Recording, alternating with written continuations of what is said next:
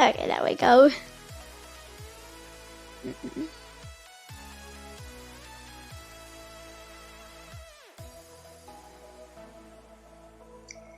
So, another book from Stan and Jan Berenstain, the Berenstain Bears.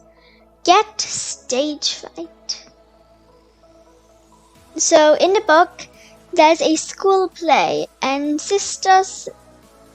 when Sister imagines all the people there in the chairs while she's standing on the auditorium stage, she sort of gets nervous about it. And she expresses this to her mama and papa, especially since she's the lead role. So that gets her even more nervous. She says it's not like saying it in front of the class, or saying it while she's not in front of a live audience. But she follows her mama's advice about just practicing and practicing. She practiced in front of her dolls, her woodland friends, and her mama and papa. So after the rehearsal, she isn't so nervous anymore, but she's still sort of nervous. Her brother, he's like way too confident about the play, even though he only has like a few lines, because he's the person who finds out who Rumpelstiltskin's name is, or I should say Grizzlystiltskin's name is. Because they're doing a Grizzlystiltskin play, not a Rumpelstiltskin play.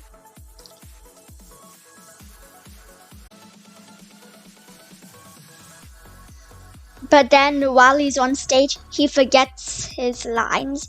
So Sister teases him and says, why don't you just do it while standing on her head? Because he's like, I can say my lines while standing on my head, while being in a log, even something else he says.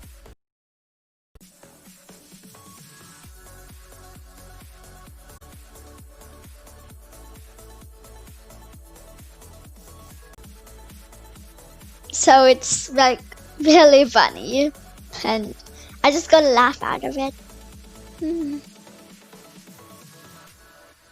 But they both come over the stage fright at the end of the book. Like Mama says, some things you can't practice doing, you just have to do it. And I agree with that. This is a pretty good book to help kids in our world get over stage fright, because there are a lot of kids who have stage fright.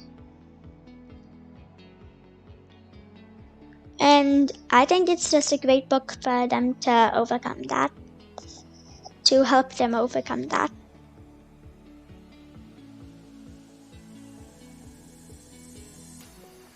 So, again, this is a good book for, well, not really, again. This is a good book for any age, but mostly kids, young children.